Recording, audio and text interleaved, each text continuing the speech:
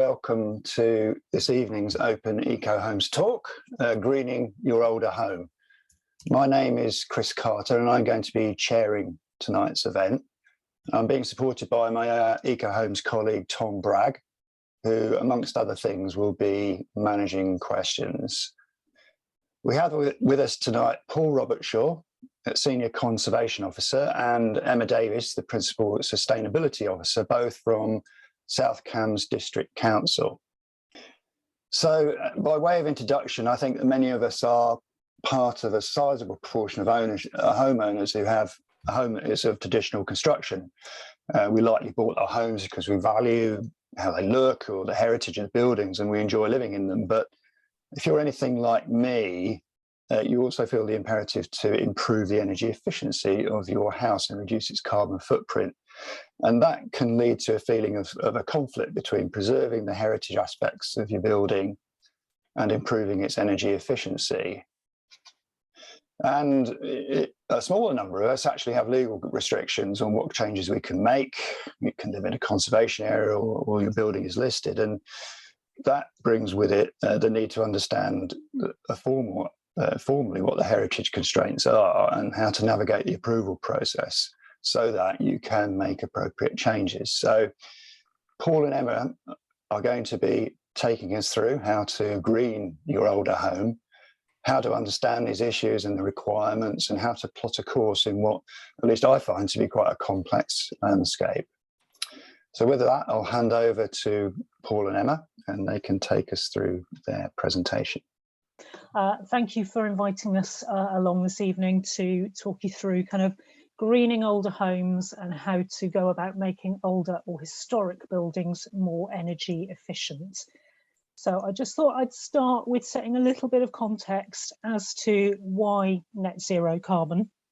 So many of you will already know the UK has committed to reaching net zero carbon, which is where we do not create more carbon emissions than we absorb by 2050. There's been quite a lot of work done looking at energy efficiency standards for new homes, which is an area that I tend to work in quite a lot. But we obviously can't meet those climate targets without reducing emissions and energy use in all of our homes. Improving energy efficiency is not only good for the climate, but it will also reduce running costs, which is incredibly important at the moment, but it will also increase the lifespan of your building. So the pie charts on this slide, they're basically showing that we've got around 20% of our homes that were built before 1919, and those use traditional timber frame or solid wall construction methods and materials. Of that 20%, we've got about 1% of homes in Cambridge and 3% of homes in South Cambridgeshire, which are listed buildings. Now, maintaining those buildings is a really powerful climate action because it helps to lock in the carbon used to build those homes in the first place. So where possible, we would always encourage the responsible adaptation of old buildings rather than people going and purchasing what they feel might be a more efficient new building. And while definitely I would say traditional buildings have to be part of the big push to improve residential efficiency across the board, I think there is a need to kind of recognise that it may not be possible to achieve the same sort of energy efficiency standards that you could perhaps deliver in, say, a new build or a more modern building. And in fact, in their own analysis, the Committee on Climate Change have concluded that we should be able to retrofit probably around 90% of existing buildings to net zero carbon standards, but that recognises that there are some buildings out there that probably can't be adapted to eliminate all emissions. However, that being said, there is still quite a lot that can be done, and hopefully through this presentation you'll get an idea of some of the methods that we would certainly promote in how to address energy efficiency in older homes, and we'll give you some case studies as well of schemes that have come through the planning system and that we have supported to provide kind of energy efficiency retrofits. So the first step really, when you're starting to think about how to approach retrofitting an older home, it's really important to recognise that older homes do perform very differently to modern homes. So you can't necessarily use the same approach that you would for a modern home. So traditional buildings tend to be constructed from different materials, and they have different structural forms compared to modern buildings. So they perform quite differently. They tend to heat up and cool down more slowly, and they deal with moisture in a very different way. So they tend to be built to allow rain and groundwater and also internal moisture to move in a controlled way into and through their semi-permeable fabric. They also rely on sunshine, wind, heat, and adequate internal ventilation through windows, chimneys, and drafts in order to keep dry. And when they're kept in good condition and with regular maintenance, that system kind of stays in balance. Where you get changes to fabric performance, heating and ventilation, if those aren't undertaken correctly, that can actually change the balance of the system, and that can then lead to problems of overheating, mold and ill health. So it's really important to have a kind of thorough understanding of your building, what it's made of, how the fabric and services work together, and also what alterations might have already been carried out, which could actually be causing more harm than good. If you maintain a building's ability to regulate moisture levels, that's a really essential part in delivering effective thermal performance. And walls can be over a third less energy efficient if damp. And where you do have damp in buildings, it isn't just a case of masking the problem. You do need to find ways to address the root cause and bring the house back into balance so it can operate more effectively.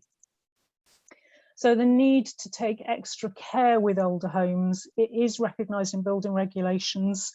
So it does set out that when dealing with listed buildings and buildings in conservation areas, the aim should be to improve energy efficiency as far as is reasonably practicable, slightly strange wording, and that work shouldn't prejudice the character of the host building or increase the risk of long-term deterioration in the building fabric or fittings. So how to approach an older home? We would certainly recommend following the 4 key aims that are highlighted on this slide when looking to retrofit an older home. So step 1 is about preserving historic fabric. Step 2 is then looking to extend the beneficial use of older buildings.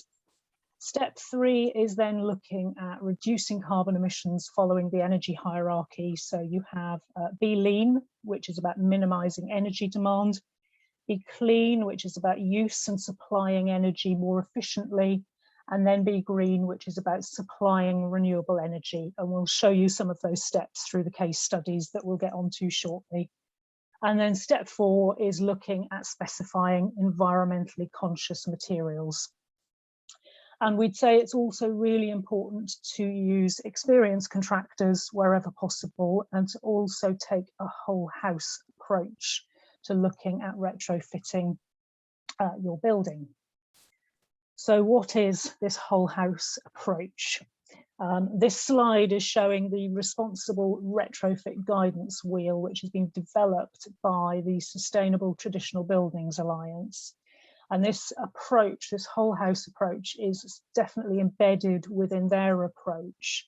And it's one that we would definitely highly recommend people use if you are looking to make improvements to your home. So this approach recognises that there is no one-size-fits-all approach for traditional buildings. And it advocates that we start thinking about fabric, services, people, and context all in combination. It's about thinking about retrofit in a manner that is holistic and risk-based, and it considers 3 areas of risk around energy, health, and heritage. So when you take this whole buildings approach, it looks at fabric, services, inhabitants' needs and behaviour.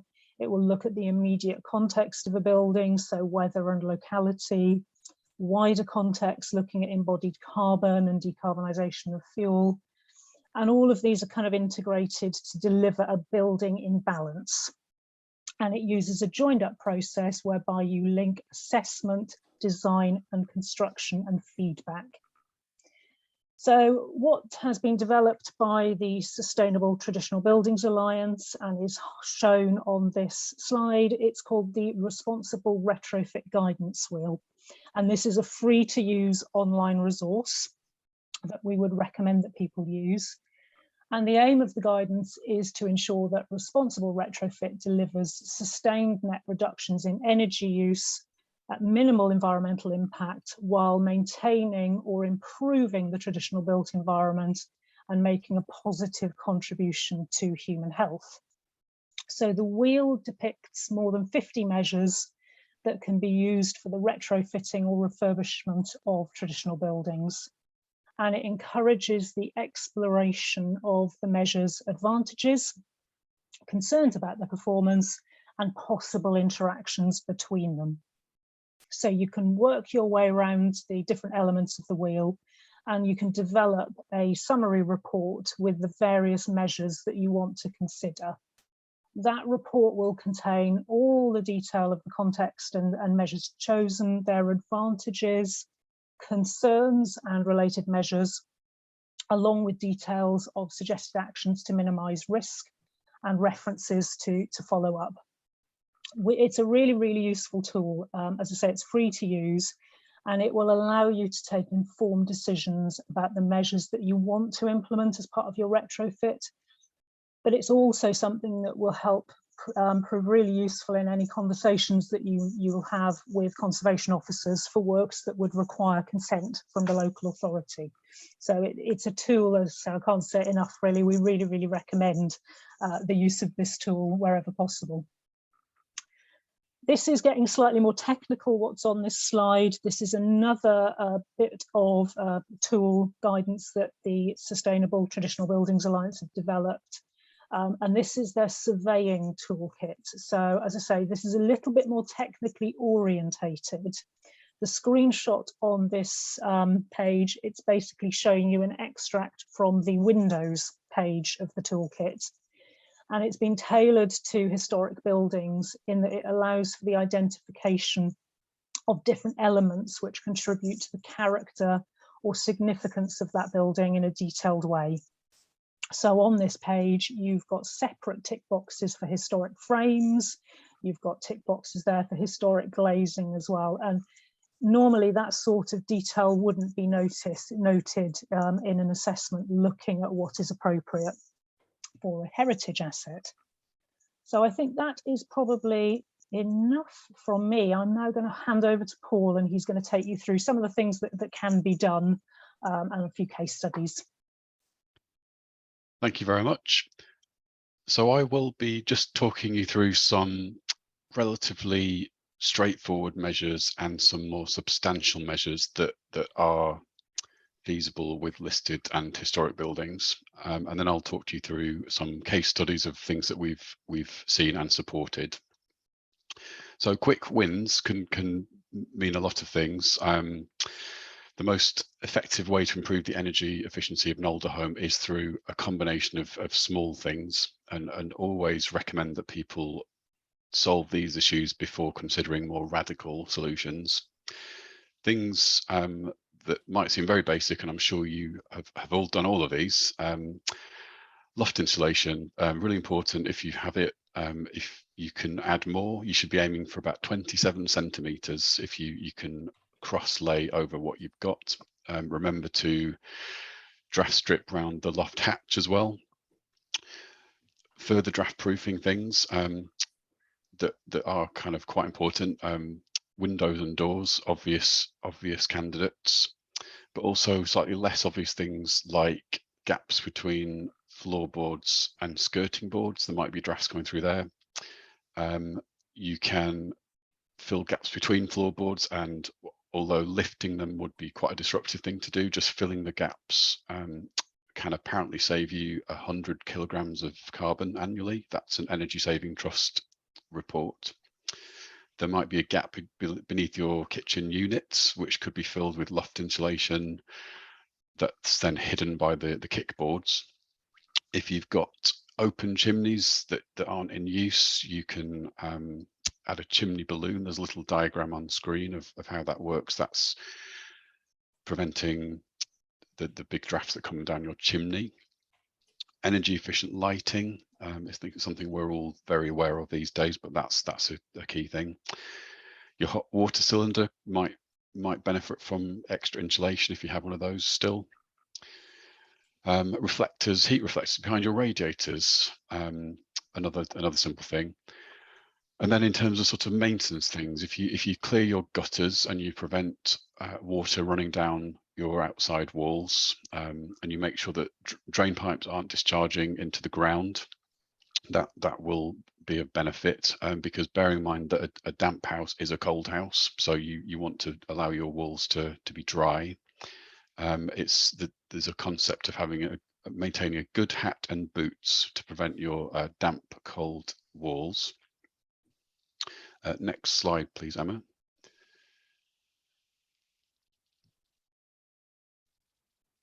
Thank you. So if you've worked through the list of simpler things, and they were just the most obvious examples, you might want to consider more significant, more costly work. But to very much stress, there's no point spending lots of money and doing radical things on major projects if you haven't solved basic things such as drafts and insulation, because you will be effectively wasting your investment to a degree. And major renovation, it presents big opportunities, but also mistakes can be made, and that would clearly be, undesirable, harmful to a listed building.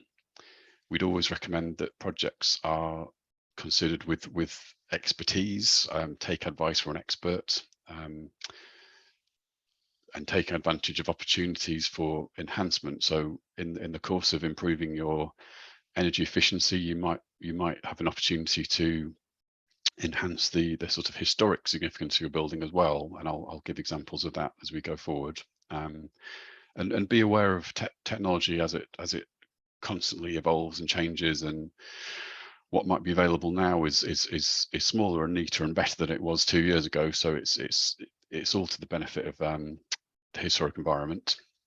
So there are a few things that you can consider as larger, more substantial projects with significant energy savings and quite low negative impacts on the character of the building.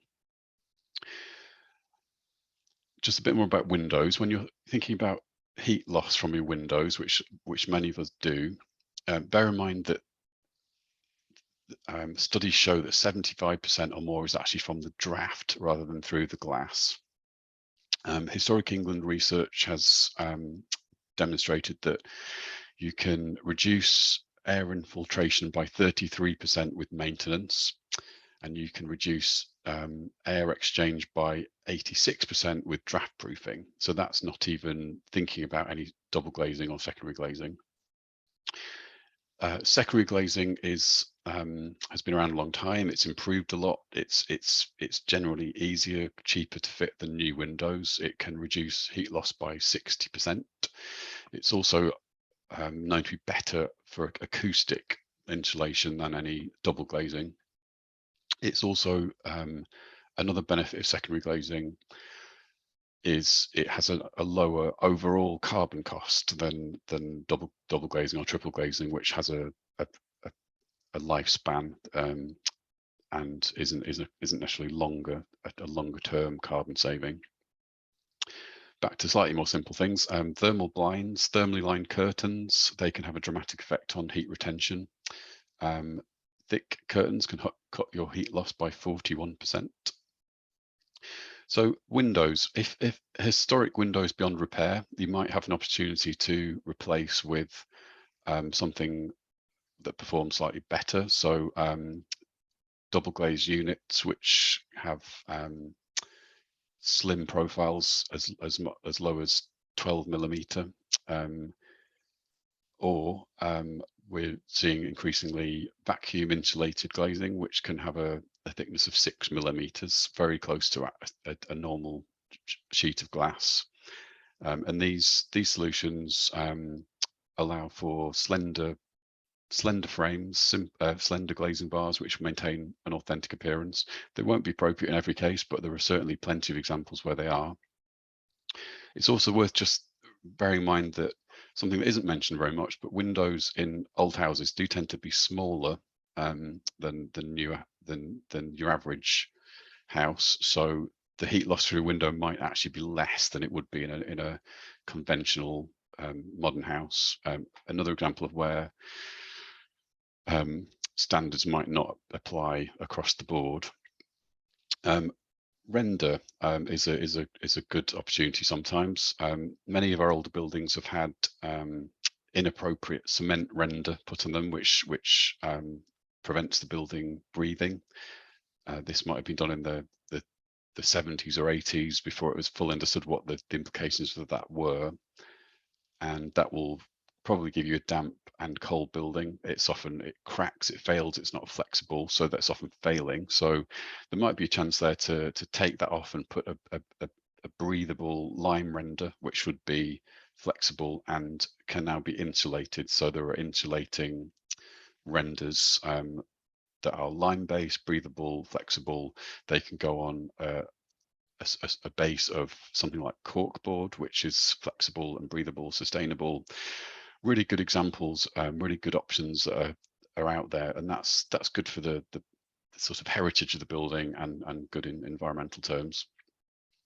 Internally, there are sometimes options as well. So internal plaster can debond from brick walls. So for example, if in a terrace house, a Victorian terrace, the internal plaster might be directly onto the brick, and it might be coming away, and that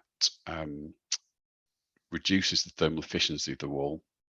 So instead of plasterboarding over that, as would be a conventional option, you could take the opportunity to replaster with insulated lime plaster. So again, that's a good all-round option.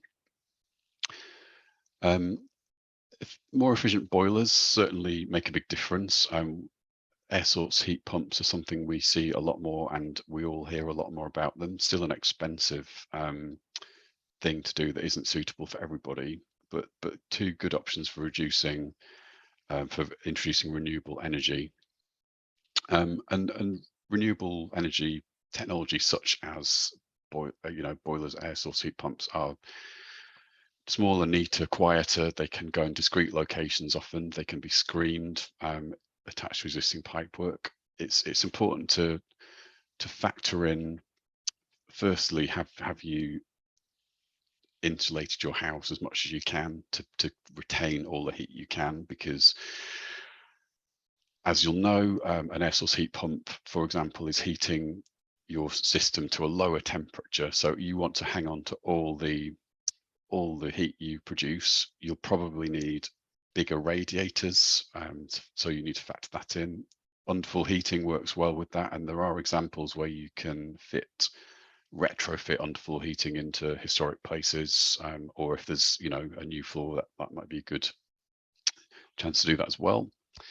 Smart heating controls, more and more available. Quite an expensive thing to do, but very compatible with historic buildings, which generally prefer consistency with temperatures rather than huge sort of drops and hikes. So a moderate constant temperature is very good for a historic structure. Underfloor insulation as well. This, as I mentioned, disruptive to take your floorboards up, but you can often insulate beneath them, and that works well with things such as air source heat pumps. And next slide, please, Emma. So I think you've skipped on one. There we go. So I will rapidly race through some examples of buildings and projects we've seen. They're across South Cambridgeshire and Cambridge City, which is the area we cover. Each building often has a range of measures, and we're very happy to see people taking a sort of holistic, comprehensive approach. but I've singled out some things that we felt are quite interesting and work quite well. So starting left hand side, we've got a Georgian terrace house. It's a brick building, and it's got its original sash windows. They're in great condition. They've been well maintained, and the owner here was very happy to put in secondary glazing. So this is showing you how it looks installed. As I mentioned, it's secondary glazing does have a bad reputation, but it does look a lot better than it used to, and you can get very sleek, neat, slim aluminium frames that just sit nicely against your window, can be opened and removed and slid, and can look very good. They won't fit everywhere. Often you won't need any consent to do that in a listed building, which is an incentive for lots of people. But we were always happy to talk to people and advise them.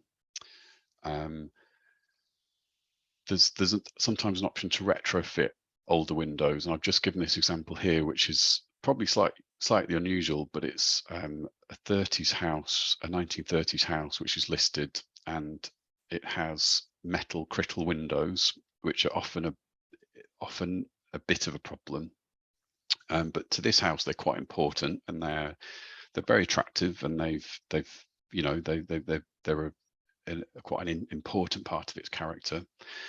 So what has been trialed here is to clean one up as a trial and to retrofit in double glazed units. This is just the one shown here. It's a bathroom window. It's got frosted glass. There are details on here. You'll notice there's a bit of silver showing at the edges. That needed to be sorted out. But a very low tech in a way of someone painstakingly cleaning it up, fitting in double glazed units, and those windows have suddenly having a lifespan, and the environment in the house becomes much more pleasant for the occupants. And on the right hand side, this is, as I referred to, vacuum glazing. So this very slim section glazing, which is more available here. It's been used in other countries for quite a long time, but effectively fits in the space of a normal piece of glass.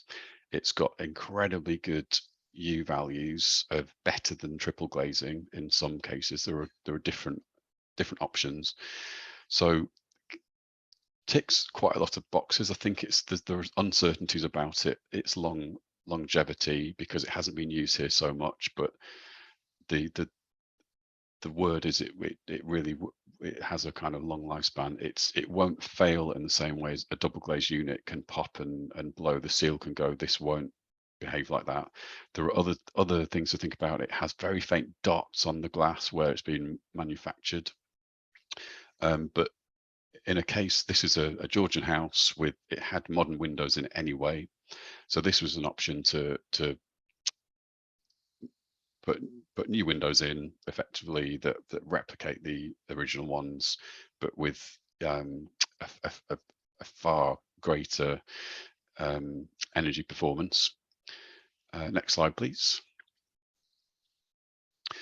So they were windows and onto walls.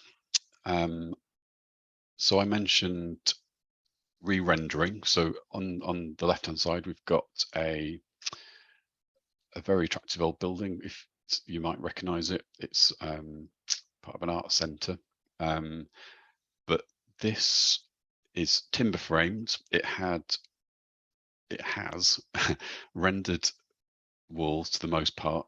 Some of it was re-rendered about 10 years ago, but had fallen off basically. So there was an opportunity to do a better job to rectify the render. There was nothing old to lose there because it was modern and it had fallen off. With a better system, and this is where we were able to agree a corkboard base, which is what you can see here. Don't be alarmed, it's not finished yet.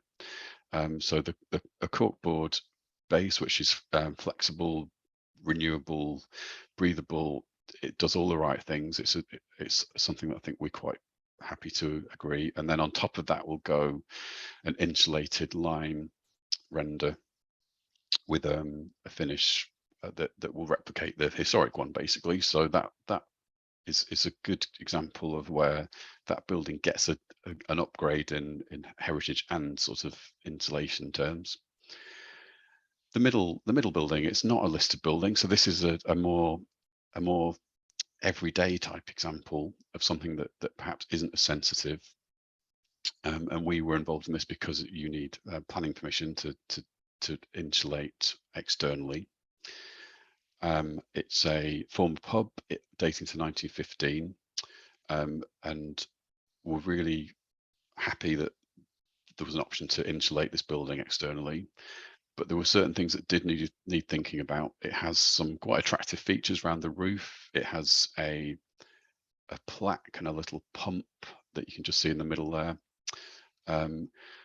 So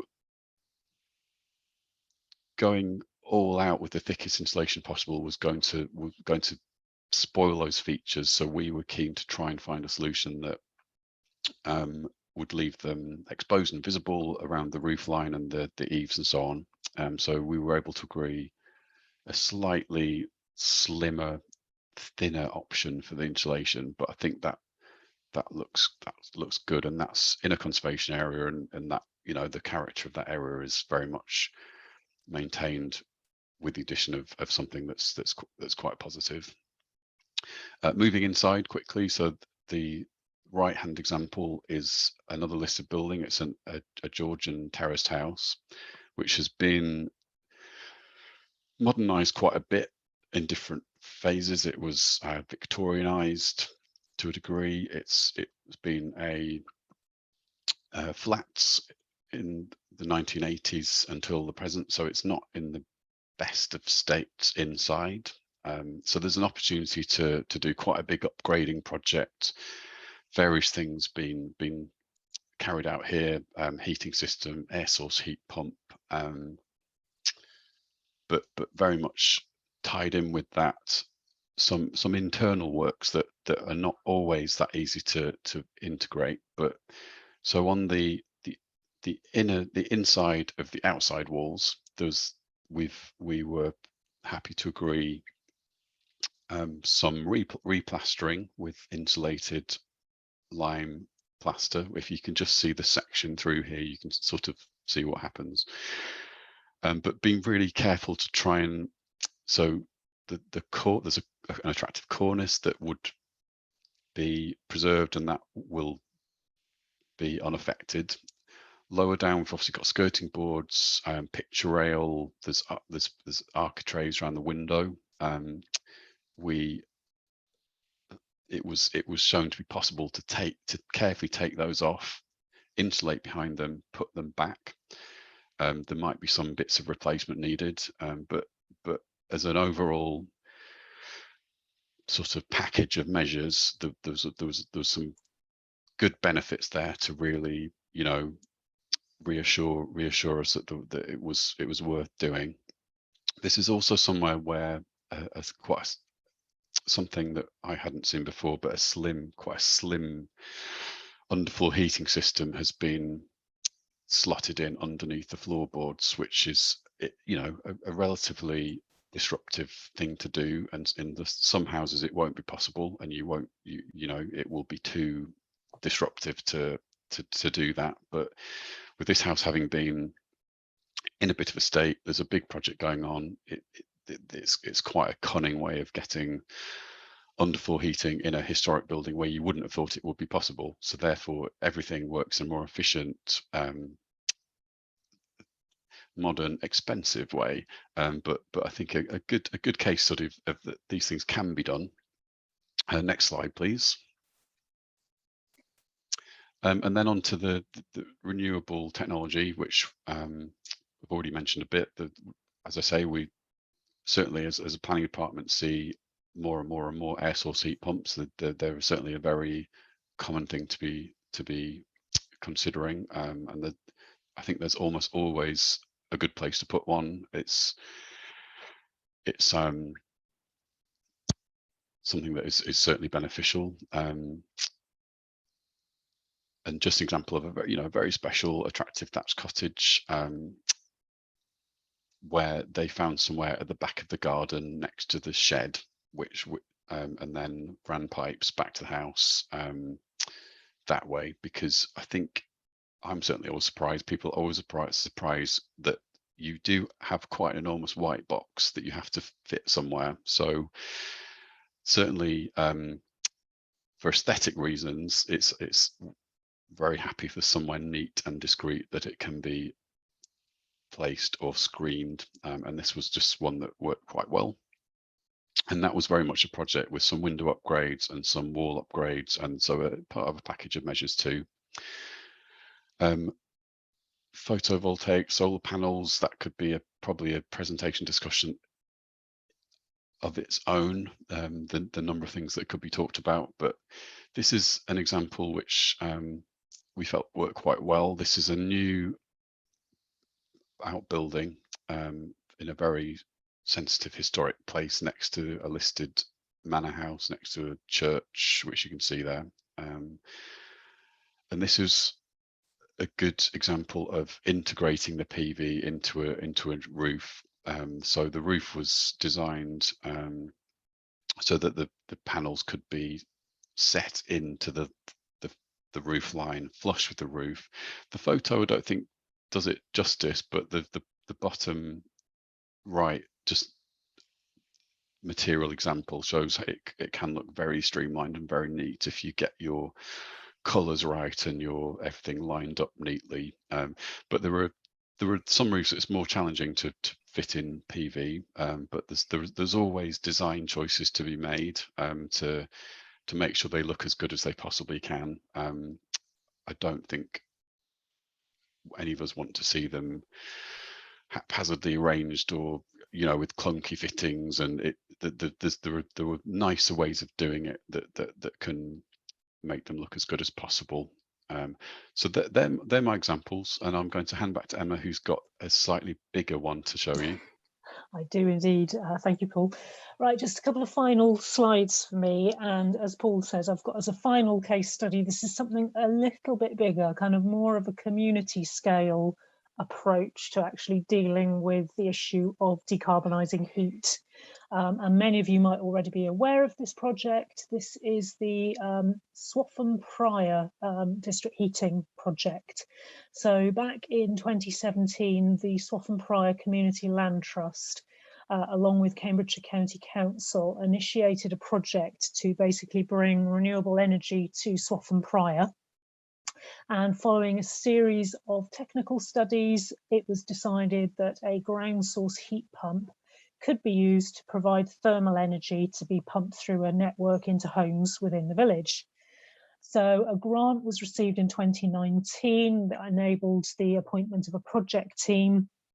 Planning permission for the project was granted in November 2020, and work is underway to construct that heat network. And I think how this is relevant to this particular talk is that there are 47 listed buildings within Swaffham Prior, along with one listed garden. So this heating project, it's got a range of different aims, but one of those is to support the long-term preservation of those buildings by providing sustainable, cost-effective heating. The system that's proposed is no more invasive than an existing oil heating system. And in fact, it's actually going to enable the removal of oil tanks from individual properties, which will help to enhance the local conservation setting of these buildings. So this is probably just more kind of slightly bigger picture thinking for those communities that might be thinking, oh, we'd quite like to explore community energy. This is a really nice local example of a community energy project. And then a final slide from me really is just to take you through some further guidance that's out there. Bit of a plug here. I think we have got some information on the Greater Cambridge Planning Service website now. There's a page on there which looks at how to go about making historic homes more energy efficient. And what we also now offer are bookable appointments for residents of listed buildings and those living in conservation areas, so that you can actually come and discuss potential works in more detail with our conservation officers. This is a free service, so if you are considering carrying out works, we would really encourage people to take advantage of that service.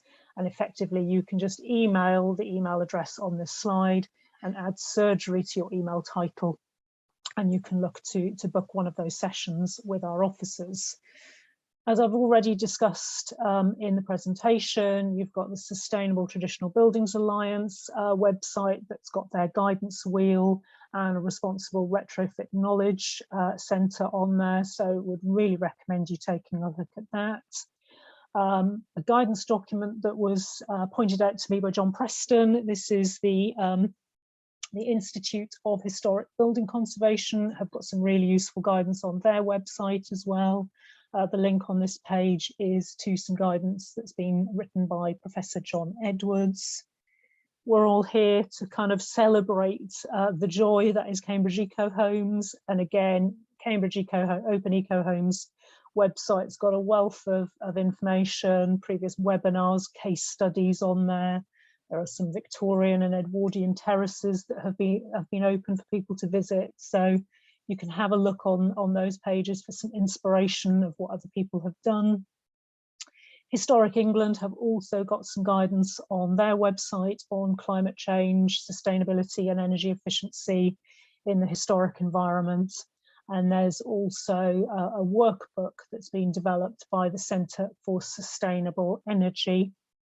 And one last thing, which hasn't made it onto this slide because I only found out about it earlier on this week, is that the City Council will shortly be publishing some guidance for homeowners on undertaking retrofit. That is looking at a number of common building types across Cambridge, and I believe it does also include some Victorian terraces. So that's a kind of visual guide for residents on things that can be done and how to undertake retrofit. And I think that is it for the presentation. So without further ado, if I stop sharing so I can actually see everyone. And we can go on to questions. Shall I call on some questions? That would be lovely. So going back near to the beginning of chat, Judith Perry was asking about EWI, external wall insulation. Do you want to unmute Judith and put that question? Well, I renovate a lot of Victorian terraces in Cambridge for clients.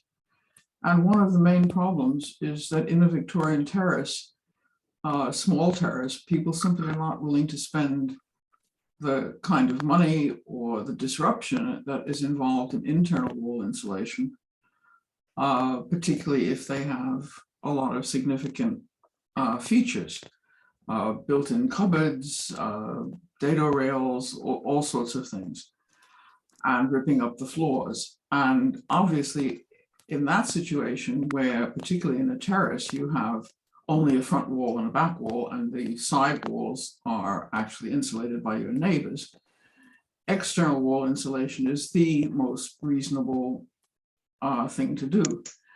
Now, you don't have to do it absolutely thickly, but the symmetry, if you look at architects' drawings, if you look at most photographs, what stands out architecturally in terraces is the symmetry of the windows, the doors, the general look of the building, and of the symmetry up and down the street. Now, and there are a lot of situations where it wasn't a conservation zone or isn't, where external wall insulation is done, and it's done gradually, one house at a time, and it's done reasonably thinly, and it looks fantastic.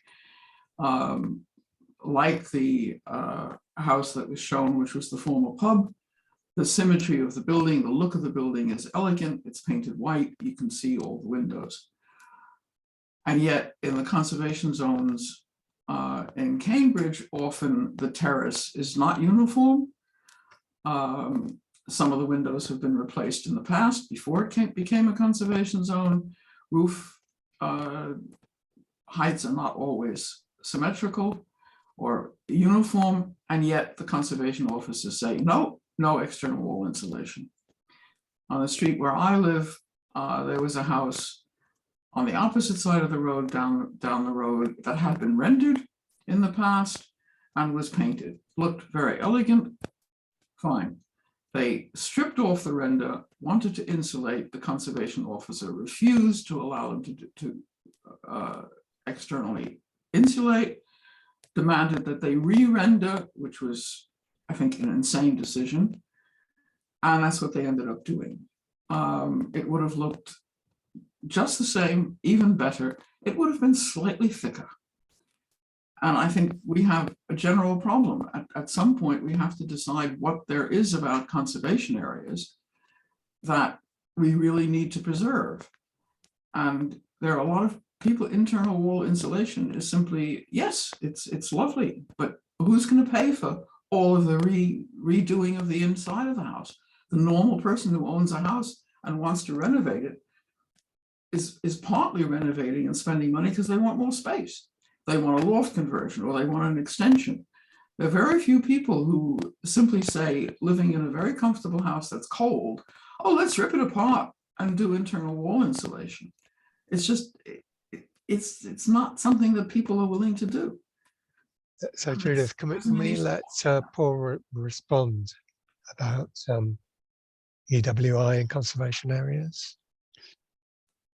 Thanks, Judith. I mean, it's a really interesting one. I suppose the way the system's set up at the moment is we look at the character of the conservation area, what its character is, what's special about it, what's significant about it. And in some parts of the country, in some areas, you would have buildings with render on them, and you've instantly got a slightly easy situation. You're right in saying that in Cambridge, our conservation areas, Victorian terraces tend to be brick houses. The brick is very much an important aspect of local character, which is therefore something that we're obliged to try and maintain. And it's quite a big character change to think of it as an insulated rendered house. Consistency I think is an issue when you've got a run of terraces and you can't collectively come together and do something that's sort of uniform and follows the whole terrace. I can't comment on sort of particular examples you gave. That does sound frustrating, and I'd like to say that we're all learning, we're all moving forward and trying to be as sort of flexible and pragmatic on these things as we can, because I think we're all more than ever alert to the issues.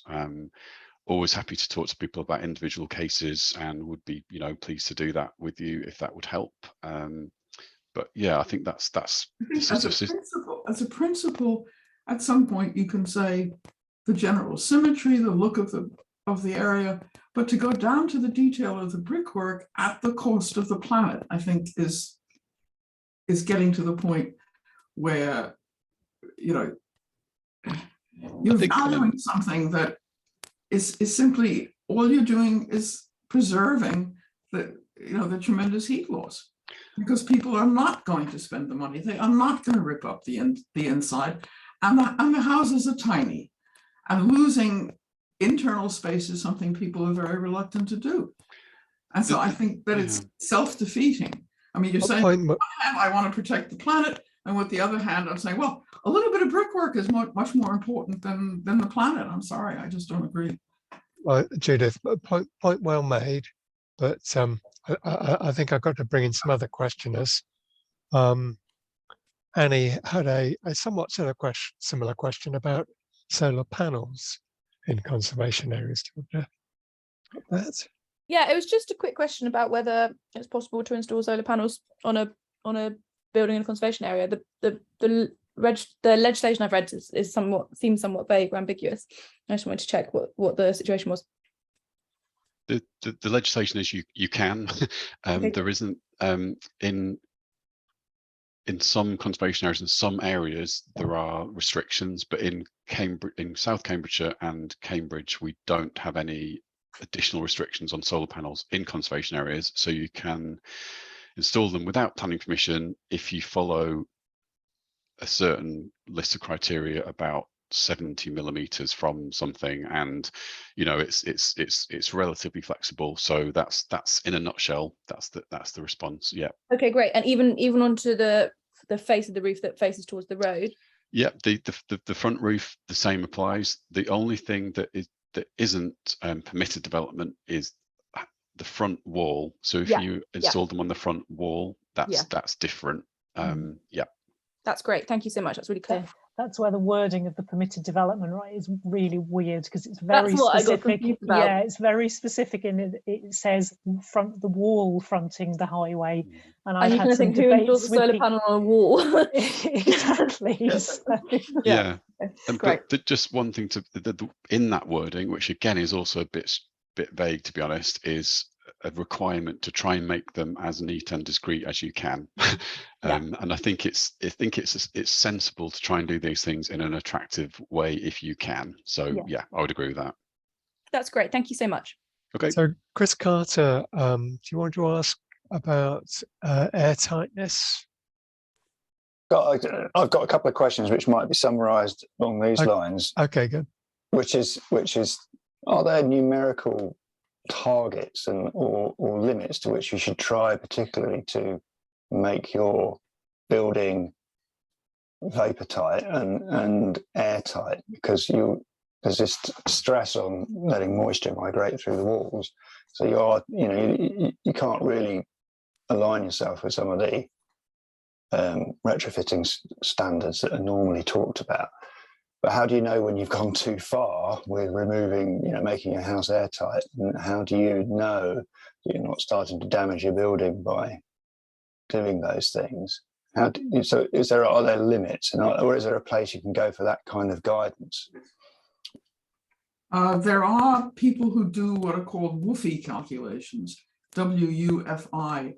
And if you get in touch with some of the architects or architectural technologists who are trained in WUFI, WUFI is a computer program that will put in all the data about the building and run through the moisture and the air circulation. It's by now it's relatively affordable to have somebody run that calculation for you, and that will tell you.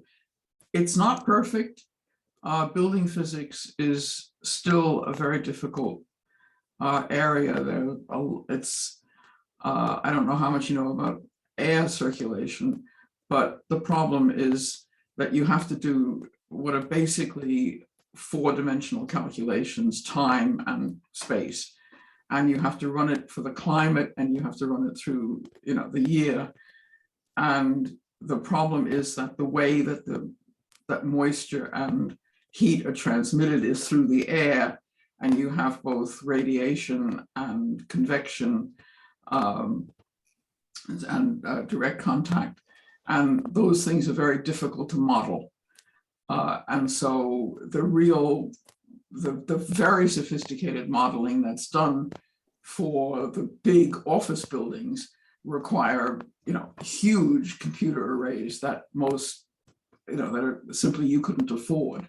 So you have to assume that a WUFI calculation of your house will be a guidance, but it's not something that you can hold somebody to and say, you predicted it. And there's a lot of research at the moment why, when you do these calculations and then you monitor for a year what happens, afterwards, the monitoring and the theoretical calculation are often rather different.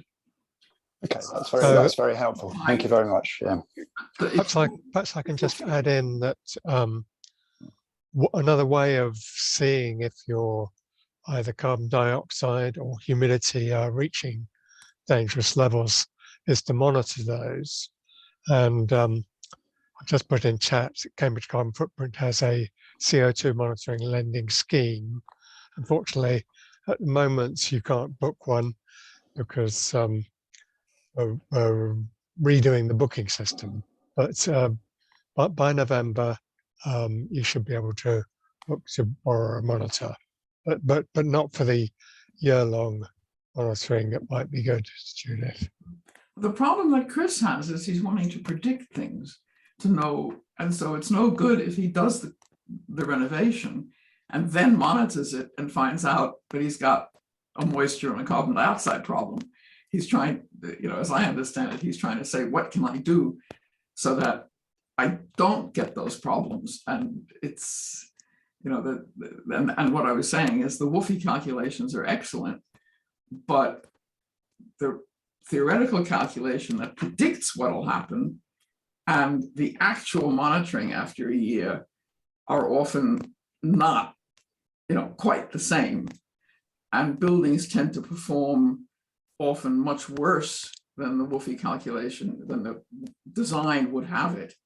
So, Colin, perhaps I can ask you to bring your question about the kind of special features in a listed building and those parts that aren't special. I apologise for my appearance. I jumped off the my turbo trainer just before the meeting, so I'm a bit sweaty and horrible. It's actually the balance between environment and historic buildings, because a lot of grade 2 listed buildings, like my tatty little grade 2 listed building, have simply been listed because they're old and they're actually not very distinguished. And they've, over the course of time, they've developed. So mine's been listed with cement render, with rotten metal crittle windows, and it's 3 farm workers' cottages lumped together. So the conservation officers probably know where this one is now. So the frustration is that it's got an EPC of E, probably declining rapidly as standards increase. It's going to be caught by MEES fairly soon, and yet at the same time, this idea that somehow, as a retired person, I'm going to be able to retrofit it in this complete way is completely out of the question. And it seems to me completely nuts, given that we're totally committed to making it externally look like it's fine, that we shouldn't be allowed to replace the crittle windows with appropriate double glazed wooden windows, for example. And there seems to be this contradiction between conserve just because it's old and the need for us to actually achieve net zero, which requires a lot more flexibility on the part of HBOs, it seems to me. So I'll give another completely trivial example. You can get little tiny EV chargers, but I need to put that EV charger on the wall of a listed building, which means I can't have an EV charger, which means that it's very difficult for me to run an electric car, which then contributes to South Cambridgeshire's CO2 emissions. So surely there needs to be more flexibility in looking at the particular type of building, and was it listed because it really genuinely has interesting features or just because it was old? And that's kind of the basis for my paired questions. Well, I'd say it sounds like you've got a lot of opportunities for upgrades there, so that's that's good. If a building's listed, that's something that Historic England and the government have decided. So we are sort of working within that, and we've got a remit to treat listed buildings in a certain way. I think there are myths around about what is not allowed. I think we come across that quite often. We're not allowed to do this because of this, but in the vast majority of cases, something will be possible, and we will be able to agree something. I'd say we refuse very few applications and take a very pragmatic, open-minded approach to things that are positive environmentally. It's a real shame there aren't grants around these days. I mean, there were within recent memory grants to do work and help people out with this. And I think that's really sad, because that would be really useful for listed buildings and for energy improvements. the things you mentioned, I mean, certainly replacing crystal windows with a good alternative that's double glazed is something that's I've seen approved very recently and is approved, you know, quite often. EV charging points attached to buildings, again, something I've seen very recently and has been approved. There is a system in terms of getting consent, so you can't do as much without consent. You've got paperwork effectively. They're free applications on this building, so there isn't the same cost. I mean, regulations are set up in a certain way at the moment and are probably, in all truth, going to evolve a bit. They have been weighted towards heritage. Perhaps that balance will become a little bit less clear moving forward for various reasons, but that's the system we have at the moment. But I think, so come and talk to us and we'll help you out is what I'd say.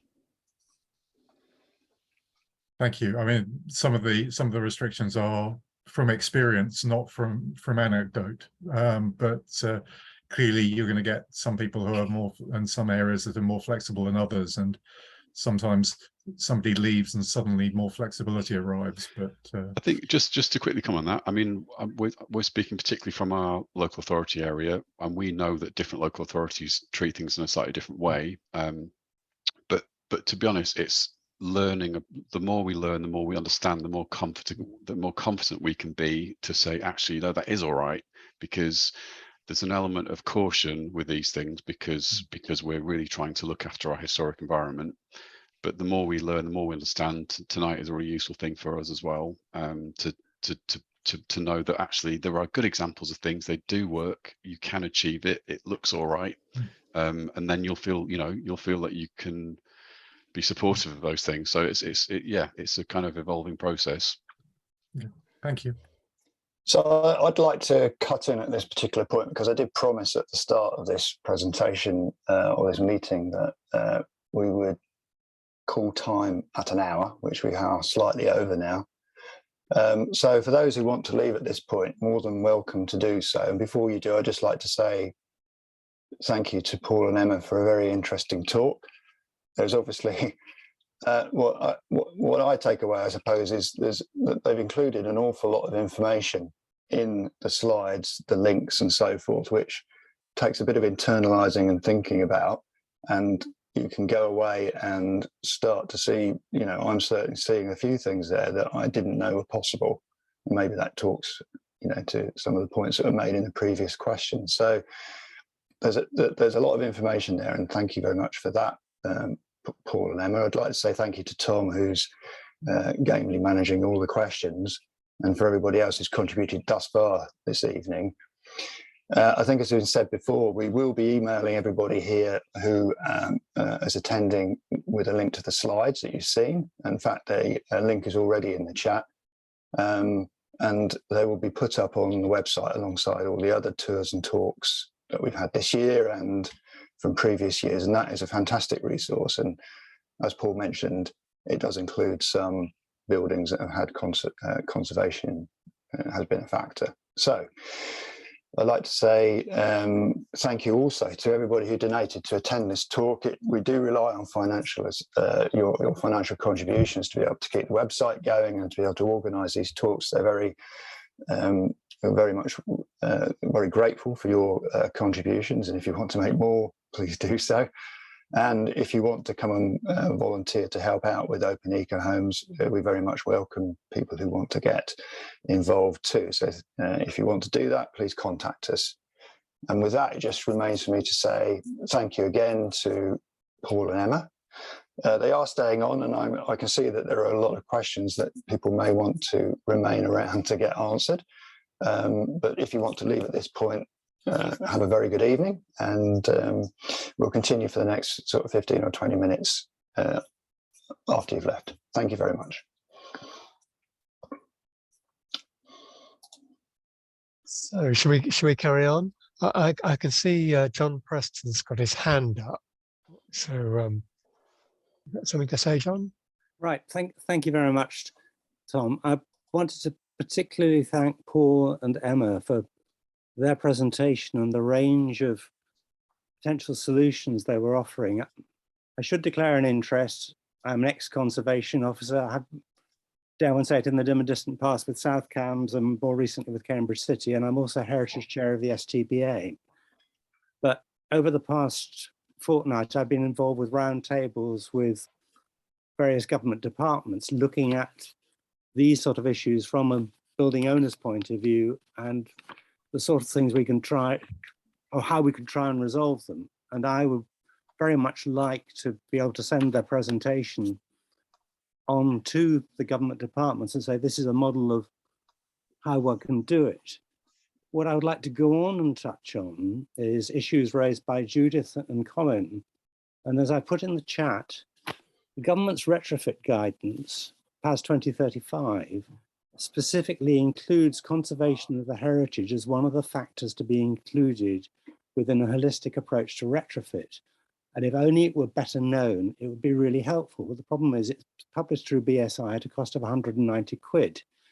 I've just actually produced a paper that I'm sending to the government departments as the part of the follow-up to those roundtables, saying basically they need to get their information out so it's available free. This is where, again, I would commend the conservation officer who's spoken today with being able to offer their surgeries, because far too many local authorities charge for pre-application and advice. And again, the availability of free advice on how to go about things is really, really important. I would just add two other things. One is that in terms of the building regulations, the special consideration is not just for listed buildings and buildings in conservation areas. It's actually for all buildings of traditional construction. And we got that in 2000 when the very first provisions looking at energy conservation in existing buildings came in, because the industry had been getting it wrong with older buildings for the last 60 years. It's still there. It's really there to try and make sure that when you do things, you do them in a way that actually maintains the life of the building. You know, a traditional repair is a low carbon repair. The problem is that so many of the works that have been done have not been low carbon. And I just want to throw in one last thing.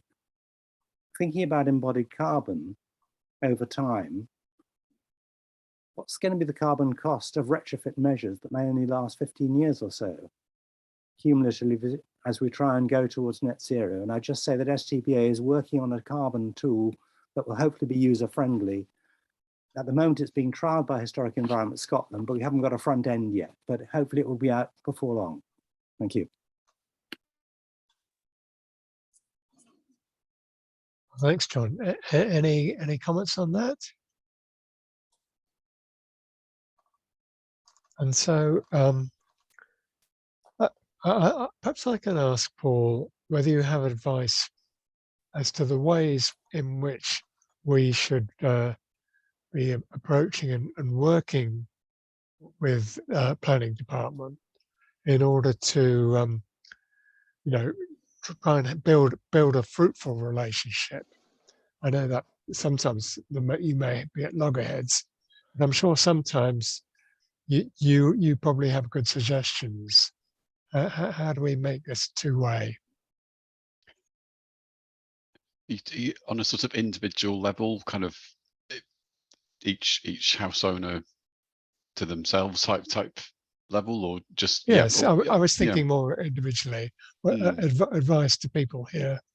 Yeah, well, I mean, we're really fortunate because we've got a team of conservation officers and we cover a big area with a lot of listed buildings, but we are really lucky that we can reply to people and speak to people a bit for free. If you want lots and lots of advice, and the charges sort of kick in, but we are, I think, I'm quite happy to say that we can advise people as conservation officers. I know there are bigger issues with the planning service, that it's, you know, it's harder to navigate that and to get applications through in a very sort of timely manner. I mean, that's fully admitted by all, I think. So I think that the trick is to certainly come to us with as homework if you can, if you've had some advice or you've got ideas or some kind of options on the table. We'd love to see photographs of things so we can instantly get a snapshot of what's happening. The more we know, the more we can tell you in return. I think that's probably quite a key piece of information. But yeah, I mean, Emma referred to, we've got an email address, and you can contact us, and we will reply to you within a reasonable amount of time. So I think feel free to do that. Yeah.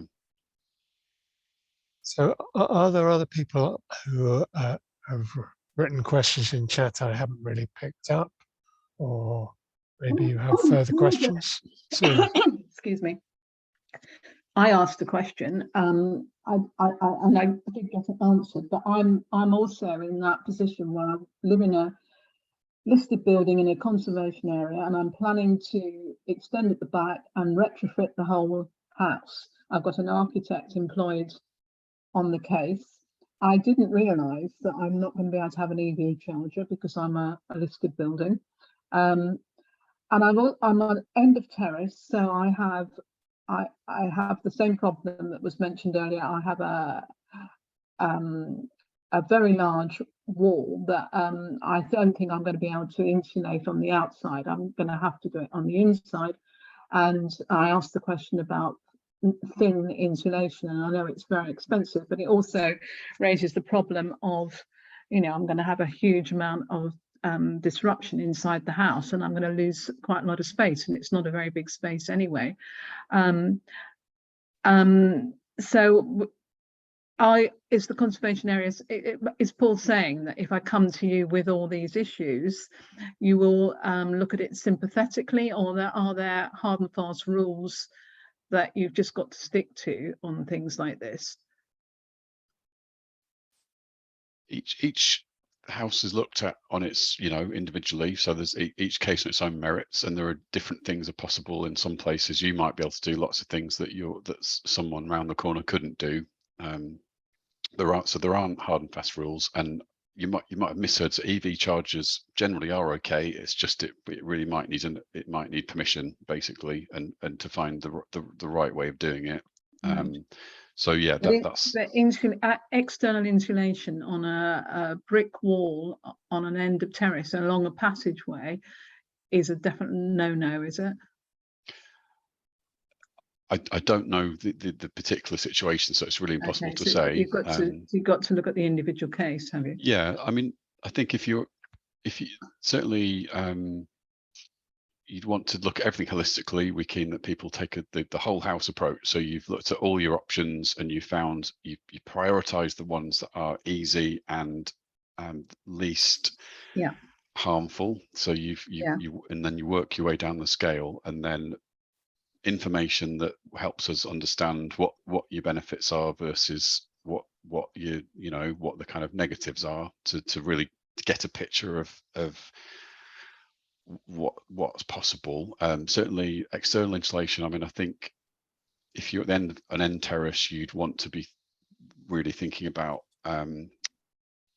cold bridging issues. If you didn't do every wall, you'd want to sort of I want to have a heat pump as well, so I've got to get it insulated properly, otherwise that's not going to work.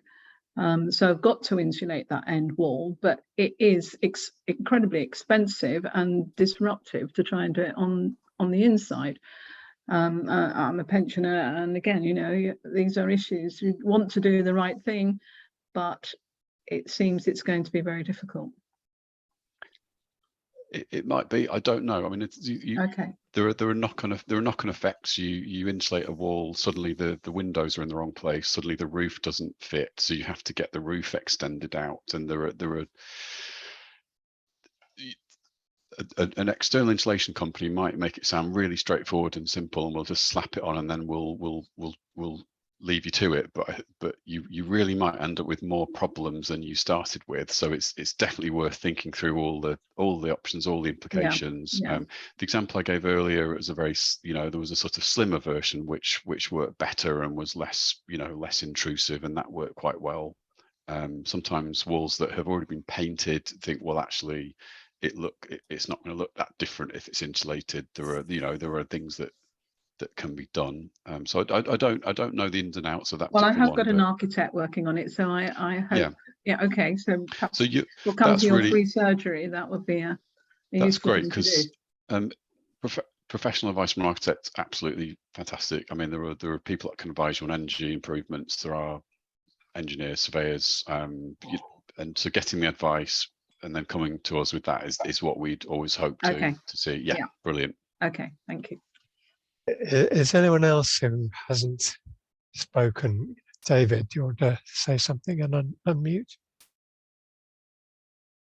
Thank you. Yeah, it was just to make a point that I live in a conservation area in a listed building, and I thought it'd be a great idea to stick some solar panels on an annex, and I thought I ought to have a discussion, and I contacted the conservation team. Paul gave me a call and gave me some really useful advice. So just to say that it does happen in practice, I just did it at an early stage. I thought it'd be a good idea to speak to the team, because in the past they've been very helpful with work I've done to conserve a grade 2 listed barn.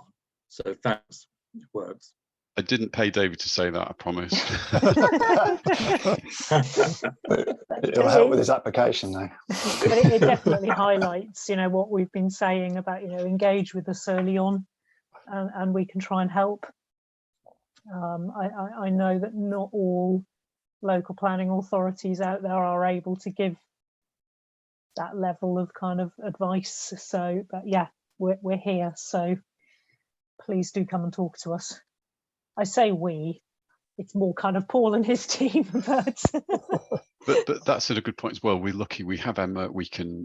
There's lots of things that the technical side of it we don't understand. I'll be frank about that. So we're lucky we can get advice from Emma and colleagues as well. So that's good. Just don't ask me too much about building physics, because that really does tend to go right over my head. So can I just ask, is this free service Cambridge or South Cambridgeshire?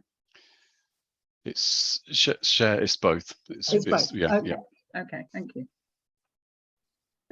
Anyone else who particularly anyone who hasn't spoken who is itching to get there? Anne's had her hand up for a while. Yes, Anne, please.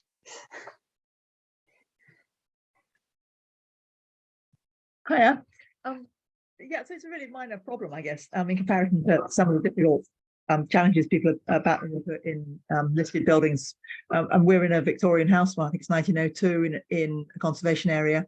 And the next job to do is to do internal insulation at the front of the house. We've already put external insulation at the back, which has been just brilliant.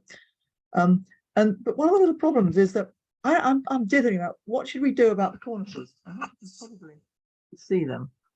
Perfect.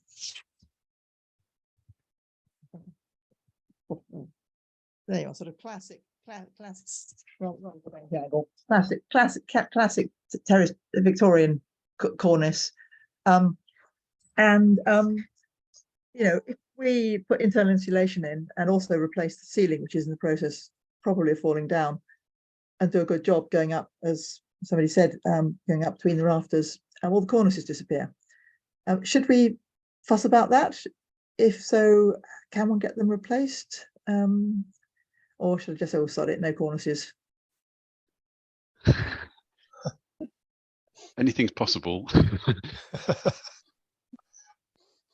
It looks like a very attractive thing, and it would be a shame to not try and maintain that, I think. And I mean, the example I gave, that they're sort of hacking off the plaster, replastering at the same level, so the cornice is unaffected and the profile and the appearance remains the same.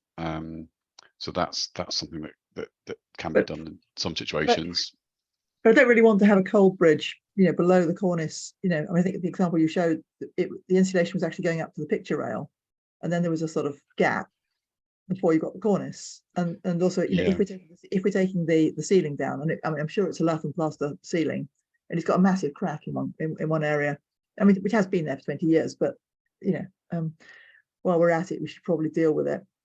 Then the cornices, I'm sure will disappear in whole or in part. I mean, is it a simple job to get them, you know, somebody to just remake plaster cornices, or what, you know? If that was the right thing to do, and that was the road that you went down, and yeah, that of course the right specialist could take a mold, run you a new one. You know, it is possible.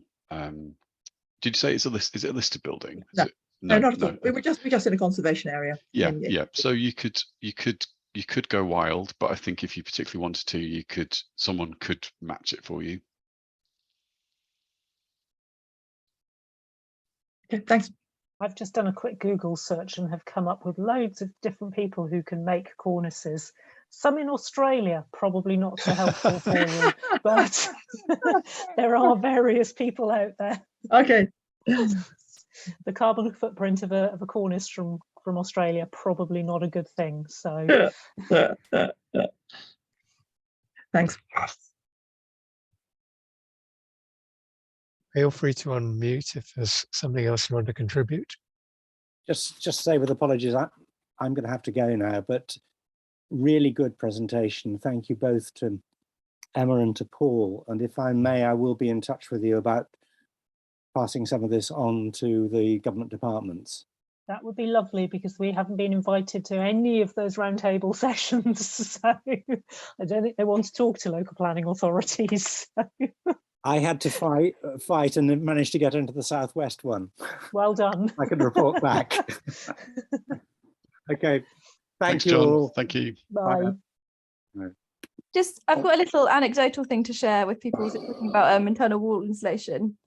So we've got a terrace, Victorian terrace conservation area. We're kind of fortunate or unfortunate in the sense we have almost no original features left. We don't have any decorative cornicing, whatever, so that those kind of questions weren't so much of a problem for us in terms of like, will we maintain this or not maintain it? It was just a blank wall with retrofitted, like modern, badly done stuff. So it was easy to take that down and feel comfortable about it. But we obviously have lost some space internally, and I was initially slightly concerned that it's a small house, small rooms, like that's gonna maybe, it's gonna make the rooms even smaller. But realistically, having done it in now 2 of the 3 rooms we're going to do it in, the impact, although we have lost kind of between 100 and 150 mil off one wall in the rooms, it's barely noticeable. Actually, and I think probably we haven't got to the winter yet, but I think the gain from keeping the heat in compared to this loss in terms of area, I think we'll feel that much more than we will for the loss of the area. It's different if you're an end terrace and you've got more wall area to insulate. I understand that, but just that's been my experience of it so far. That's always good to know. And I suppose that's the joy of open eco houses as well. You can actually go along and see people who've done these things and actually then get a feel for it in the flesh, because it's one thing us all talking about it, but actually seeing something is really powerful. So absolutely. We actually found the same with our, where we did the retrofit, where the internal insulation at the back, some of it was internal. We actually found that, again, it felt, I was very worried about having lost a few inches, but actually it made the room feel bigger because it was now all sort of warmer. And also we took the opportunity to move one of the doors and put it in where a window had been, and actually that suddenly made the room much more usable. So it's not all negative. There can be real positives from it too. Yeah.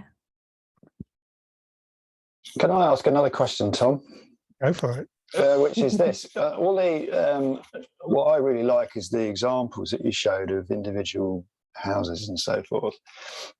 Is it possible to link us to the planning applications that went into those examples, or is there a kind of list of good planning applications that we might want to read that give you the details of how these things were done?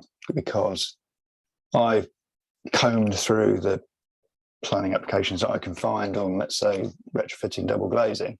It's hard work to get to the ones that have been successful and good, So, either could you link us to the ones that you've shown us, or could you, recommend, or you're not allowed to do any of those things? Of course, I can. I was probably in too much of a hurry, but I could definitely find the appropriate links for a lot of those and then send them over. That'd be brilliant. Yeah. Sometimes they come in different parts. You might get the main application, then as an additional condition or something. So there isn't necessarily always one easy thing to look at. I understand. Yeah. But I'll give that a go. I shall send around a follow-up email to everyone who's booked, probably tomorrow. But if you have more useful information later, Paul, then I'll probably send that around as well.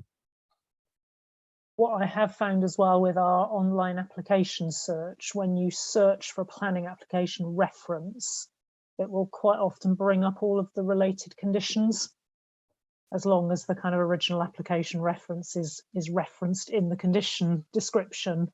You can then, so if something has been dealt with via condition, you can then go online and look at all the documents there as well.